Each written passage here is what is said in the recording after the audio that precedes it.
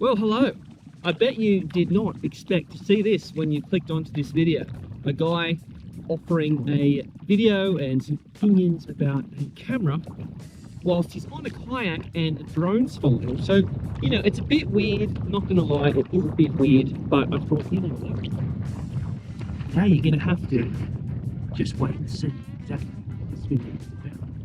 So let's get into it. Now, before we do this, you know, I've seen a lot of people do kayaks with drone videos, playing them, and it's awesome, but I just don't trust myself with trying to catch the thing whilst out in the middle of the water, because I can guarantee you I'll lose it. So I'm just gonna come on into a bit of a shore, and then we're gonna continue on to find a campsite, because this is like part of the reason why I'm out here. And oh, okay, let's bring in the drone.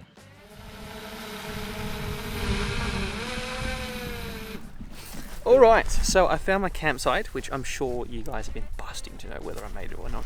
And plot twist, I did. It's here. So basically I kayaked 4K that way, just checking out all the potential spots that I saw on Google Maps, and decided to come back here and camp on an island, which is pretty sick because there's no one here. It's just me on this tiny little island in the middle of a lake. It's pretty unreal. So anyway, today we're talking shop. Now, why am I making this video? I mean, there's thousands of videos have been made on this topic, and I completely understand and respect that.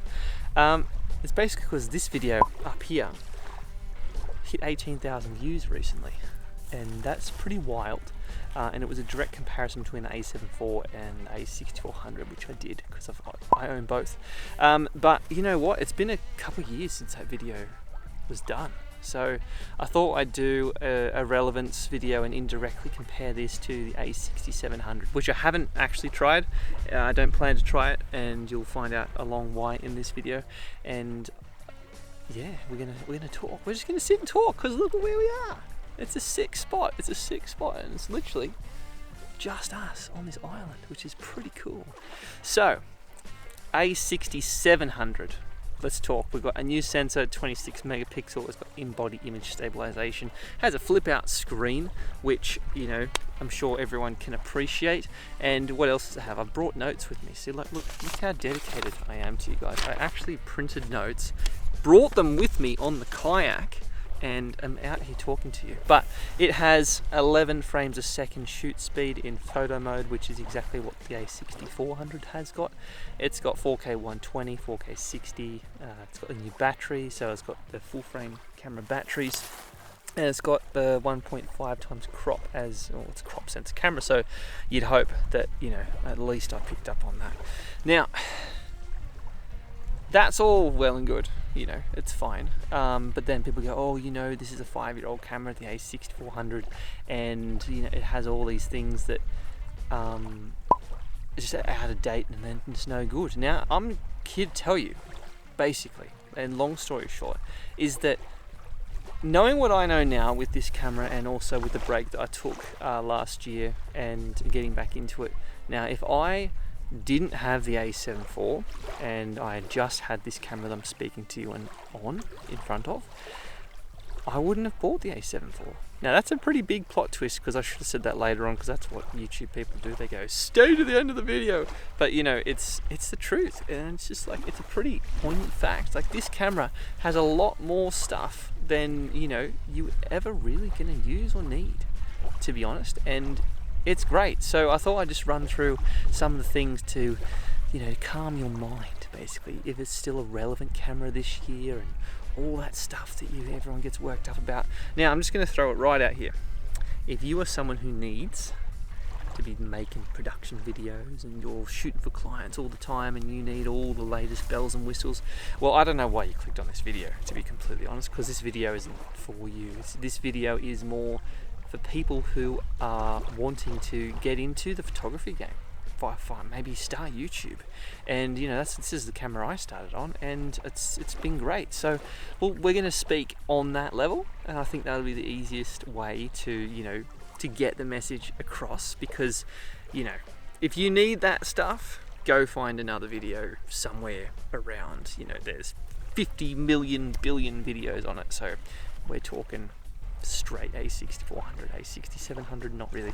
So let's go from straight out the bat. This thing here has some weather sealing, like some.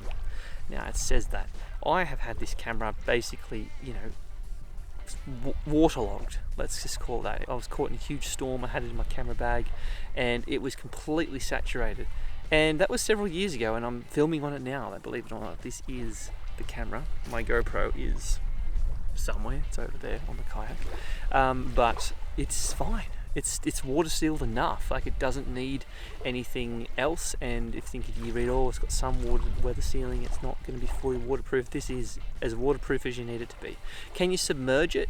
No, and don't do that. Please don't do that to any camera that's not, you know, fully waterproof. It has 10 stops of dynamic range. I know that the a6700's got 14 stops, I think it is.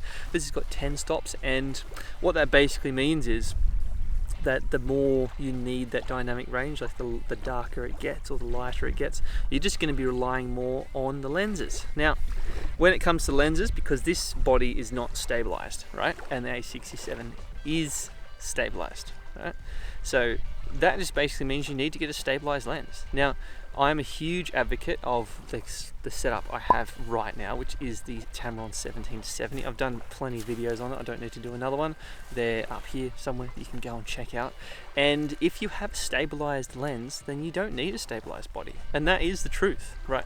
Because the stabilized lens just makes up for everything that you're missing within the body, and it's absolutely fine. Like, it's really good. I advocate for this. As I said, it's a 25 to 105 equivalent crop range. It's more than enough for vlogging, which I'll show you a bit later. It is more than enough for everyday photography and videography. It does all the stuff that you need.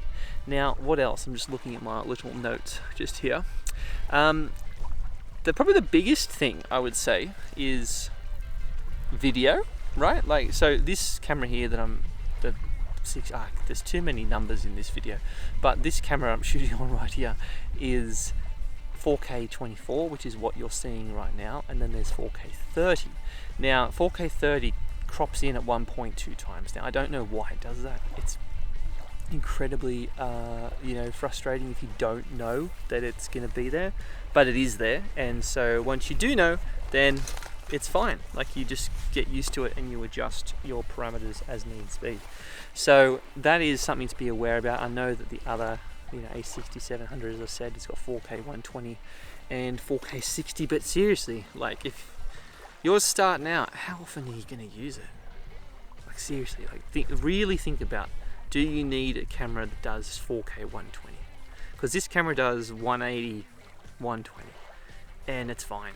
And if you really, like, no one's going to be picking up on the differences, especially if you export in 4K. It's just going to upscale it, a little bit anyway.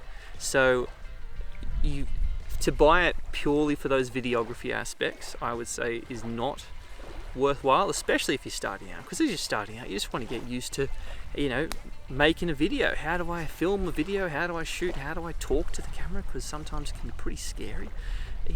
All those things are more important. Don't you dare go away. Are more important than what the camera shoots at, and then you eventually upgrade, like everyone does. So, I would say, if you are starting out and you want something to see if you like making videos, see if you like taking photography pictures, see if you like taking pictures. That was a terrible sentence, but if you enjoy all that stuff, then all you need to do is go and buy a second-hand camera like this, a second-hand body, and get a decent lens or rent a lens wherever you are in the world, and give it a go, because that will give you an idea of whether or not you are actually going to like this.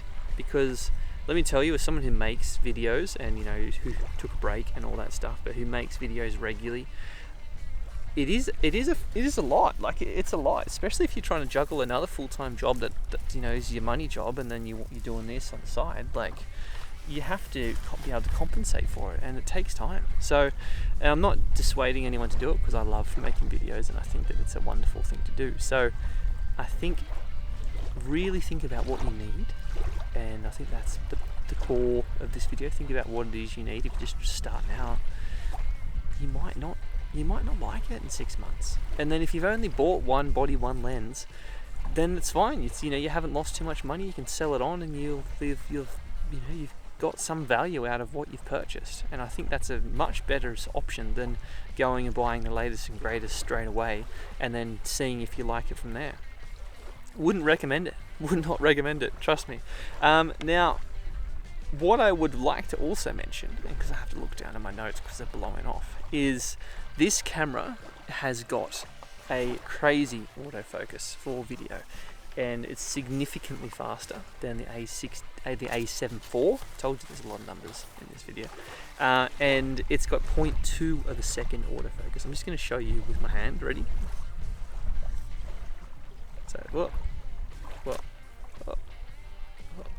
It's crazy, and I hope that worked, because obviously I can't see it. But I think that is probably the thing that I really drew to when I got this camera. And you can set it, you can change it, so you can change the autofocus to slow, medium, fast. And so I think this is on medium, if anything. And it's pretty awesome. It does struggle in tight spots. Like, I wouldn't recommend this camera if you're trying to shoot pictures of birds or fast-moving sport or wildlife. Like, it is going to struggle a little bit in that respect. Maybe not sport, but definitely wildlife. If you need to be, you only got one chance to take that one shot. That's where it will struggle a tiny bit. If there's lots of stuff around, like trees and sticks and bushes and water and all that stuff. So in terms of that, you just got to keep that in mind. In terms of the camera picture quality between the a7IV and this, like, you notice there's a crop if you're taking it from side to side, and there's a great comparison video with 18,000 views on it up there. But that's about it. Like, the quality of the picture, the dynamic range, in most situations, and I'm talking like 90% of the pictures you're going to be taking, it's pretty indistinguishable. Like, unless you're really pushing the camera and taking like astro shots or slow motion, long exposure shots and all that stuff, it is very hard to tell the difference between a full frame picture quality of the a7IV and this. And I'm going to say it's the same for the a6700. Sure, it's it's a new sensor and all that stuff, but really you get an extra 4 stops of dynamic range. It's an extra 2 megapixel, so you're going to be able to crop in I don't know, 2 or 20%, whoever, you do the math for me. That's how much you're going to be able to crop in. Like, it's not that much more, and I don't know, I just don't advocate for something that's a minor upgrade, really. I would never try and tell anyone to upgrade to it if they were looking for something to start out with. Now, to sort of round this video off, because I know we've been speaking a long time, I mentioned at the start that if I knew what I knew now, I wouldn't have bought the a7IV. And what I mean by that is, this camera has, if paired with the right lenses, is able to take some beautiful photography. It's able to take some fantastic video. Like, I don't really use 4K 60, and I might use it 5% of the time, so it's not something that I actually need or want. Like, overall, I thought I did, and then I got it, and then I just never used it. So what you use most is 4K 24, 4K 30, and this has got that inbuilt, and it's absolutely fine. The battery, they say, oh, the battery in the new one, it's got a bigger battery and all this stuff. So what? Like, I can tell you the battery in this is fine. Even if you use a third-party dodgy Amazon special battery, it's fine. Like, it will last you several hours. You'll be able to take all the video, all the pictures you want. And if you buy a couple of batteries, you just swap them out anyway. And you're not going to be left stranded. Like, you'll be able to you go through maybe an extra battery in the time that you might have used 2 batteries in, you might use 3 as opposed to 2 if you're using this camera. And at the end of the day, if you've got them all charged up before you've left, it's not that big a deal. It's really not. I've never been caught out with this camera going, oh, I've run out of battery. And another great thing about this is that if you buy something a bit cheaper, you come out to a place like this when you're in nature in the middle of nowhere, you need something small, lightweight, compact. This has got it. Like, I didn't want to take the a7IV because it's too big. and too chonky, and there's, you know, it's not the camera that I want to take. And what happens if I flip the Kayak and then the a7IV goes in? I can't afford to replace it, it's too expensive. But can I afford to replace the a6400? Yeah, I can, because it wasn't that expensive for me. And it's just one of those things that you have to factor in. The only thing, and just to wrap it all up, because I know I'm talking a lot, is that this has got a flip up screen. Now, the only way, I'm going to show you, the only way to mitigate that, because if you want the camera, you know, the microphone up there, you're going to have to get a hot shoe mount. So I'm just going to give you a little video, and you can see I've got a hot shoe mount here, because otherwise you're not able to see yourself. You know, you can't make these videos because the microphone is just in the way. It's a terrible choice of, you know, where to put it on Sony's part. You know. Anyway, that is everything. I think I have successfully and indirectly compared it to the a6700. I think I am hoping that I've convinced you that this is a relevant camera this year, and I think that you should seriously consider it if you're looking to buy it and looking to start photography and looking all that stuff. Like, don't waste your money, especially cost of living, man. Cost of living crisis is crunching us all. Don't do it to yourself. Just get something like this. It has, and then, you know, this lens, look at that. It's got a great lens on it. It's got a beautiful clear face, though I look a bit tired, but, you know, get something you can afford, and the a6400 is exactly that. Well, I'm gonna go make some lunch or dinner, and I'm gonna head off. But I hope you've enjoyed this video. And this is the first video of 2025, which is pretty wild. So yeah, take care of yourself. Don't spend too much money, and go back to whatever you were doing before you clicked on this video, because don't spend too long on the internet. I think I'm gonna try and make that my catchphrase, because it's true. We all just doom scroll. Get off, go and do something. Bye. Actually, before I do head off, I'm gonna just show you the view, because it's so nice. There we go. This is my campsite, man. Like, look at that. Oh. So good. So good. Alright. See ya.